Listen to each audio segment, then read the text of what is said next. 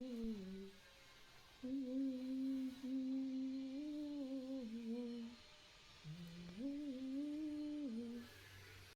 ଆଜି ସୁଦଶା ବ୍ରତରେ 50 ବର୍ଷ ତଳର ଶାଢ଼ୀ ମୁଁ ପିନ୍ଧିବି। ଏଇଟା ହେଲା ସମ୍ବଲପୁରୀ ପାଟ। କ'ଣ ପାଇଁ ପିନ୍ଧିବି ଆପଣ ସମ୍ପୂର୍ଣ୍ଣ ଭାବରେ ଭିଡ଼ିଓଟା ଦେଖିଲେ ଜାଣିପାରିବେ।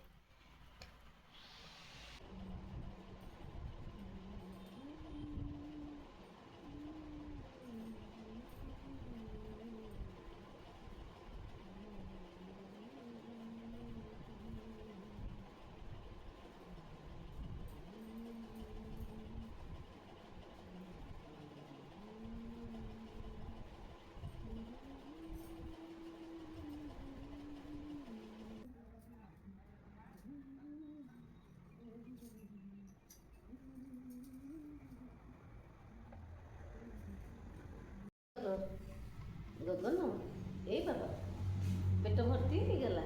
ବାବା ଆସିଲେ ଚିକେନ୍ ଆଣିବେ ହେଲା। ତାକୁ ରୁଚୁନି ଆଉ କେତେ ମୁଁ ଖାଇବା ମାନେ ଦେଉଛି, ମାନେ ଚୁଡ଼ା ସହିତ କ୍ଷୀର ବିସ୍କୁଟ୍ ସବୁ ଚକଡ଼ିକି ଦେଉଛି, କାଳେ ଖାଇବ କି ନାହିଁ। ତଥାପି ଛାଡ଼ିବ କହୁଛି ଦୁଇଟା। ଏଇଠି ଜଗିଥିବୁ ହେଲା, ଜଗିଥିବୁ ବାବା। ମାମାକୁ କି ନେଇଯିବ, କୁଆଡ଼େ ଯିବୁନୁ, ବୁଲ ଯିବୁନୁ ବାବା। ପଳେଇ ଆଏ ସେଦିନ ଶୋଇବା।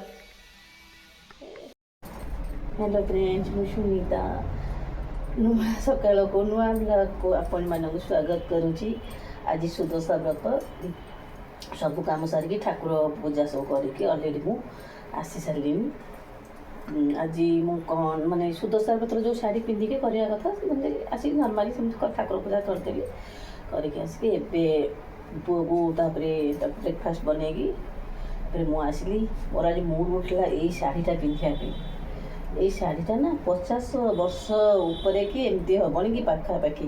ଏଇ ଶାଢ଼ୀ ମାନେ ମୋ ଶ୍ୱଶୁର ଶାଶୁଙ୍କୁ ଗିଫ୍ଟ କରିଥିଲେ ଯେତେବେଳେ ବାପା ମୋର ଜବ୍ କରିଥିଲେ ସମ୍ବଲପୁରରେ। ବୋଉଙ୍କ ପାଇଁ ସବୁ ବାହାର ପିନ୍ଧା ଘର ପିନ୍ଧା ଶାଢ଼ୀ ସବୁ ଯାକ ସେ କରୁଥିବେ ସମ୍ବଲପୁରୀ। ଏଇସବୁ ଏମିତି ହିଁ ଚାଲିଥିଲା। ବୋଉ ମୋତେ ତାକୁ ଗିଫ୍ଟ କରିଥିଲେ।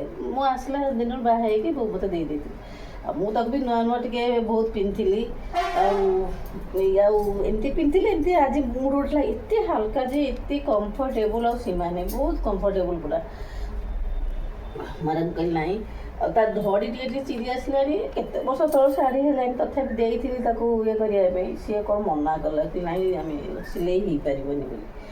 ତଥାପି ଯେହେତୁ ମୋତେ ଭଲ ଲାଗେ, ତାପରେ ୟାଠାରୁ ଦାମୀ ଉପହାର ଆଉ କ'ଣ ଅଛି। ସେ ଲୋକ ନାହାନ୍ତି, କିନ୍ତୁ ଏଇ ଶାଢ଼ୀ ସବୁ ମୋ ଶ୍ୱଶୁରଙ୍କ ଶାଢ଼ୀ ଏପର୍ଯ୍ୟନ୍ତ ଅଛି। ଆଉ ତାକୁ ସବୁ ଆଜି ପିନ୍ଧିଲି, ବହୁତ ମୁଡ୍ ଉଠିଲା। ଯାଉଛି ଏବେ ଶାଗୁ ଟିକେ ଖାଇବି, ଶାଗୁ ଆଉ କଦଳୀ। ବେଶୀ ଭୋଗ କରିନି, ପିଠାପଣା ବି କରିନି ଆଜି।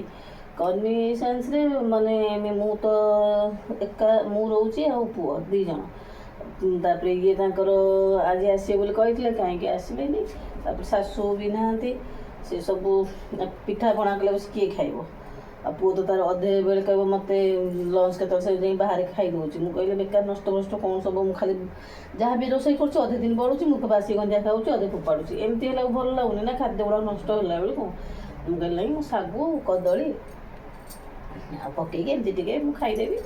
ନହେଲେ ସେ ପୁଅ ଯଦି ଖାଇଥାନ୍ତା ମୁଁ ଅରୁଆ ଭାତଟା ରାନ୍ଧିଥାନ୍ତି, ଆଉ ତ ଖାଇଲାନି। ଏମିତି ଏଇ ଶାଢ଼ୀଟା ଦେଖନ୍ତୁ, ଭଲ ଲାଗୁଛି। ଯଦି ଭଲ ଲାଗୁଥିବ ନିଶ୍ଚୟ କମେଣ୍ଟ ବକ୍ସରେ କମେଣ୍ଟ କରିବେ। 50 ବର୍ଷ ତଳର ଶାଢ଼ୀ ଦେଖନ୍ତୁ, କି କହିବ କି କହିବେନି, ପୁରା ବଢ଼ିଆ ଅଛି, ପୁରା ବହୁତ କମ୍ଫର୍ଟେବୁଲ୍। ମୋତେ ଗିଫ୍ଟ ଜିନିଷଟା ନା ବହୁତ ମୋତେ ମୂଲ୍ୟବାନ ସବୁ ଫିଲ୍ ହୁଏ। ମାନେ 5 ଟଙ୍କାର ଜିନିଷ ହେଲେ ବି ନା ମୁଁ ତାକୁ କେବେ ମାନେ ଫୋପାଡ଼ିବାକୁ ଦିଏ ନା। ମୁଁ ପଛେ ନିଜେ ଫୋପାଡ଼ି ହେଇଯିବି, କି ଜିନିଷକୁ ଫୋପାଡ଼ିବାକୁ ଦେବିନି। ଶ୍ରଦ୍ଧାର ମୂଲ୍ୟ କେହି ଦେଇପାରିବେନି। ଏଇସବୁ ଚାଲିଛି। ହଉ ମୁଁ ଟିକେ ପିଇ ପାଇ ଦିଏ ଶାଗୁ।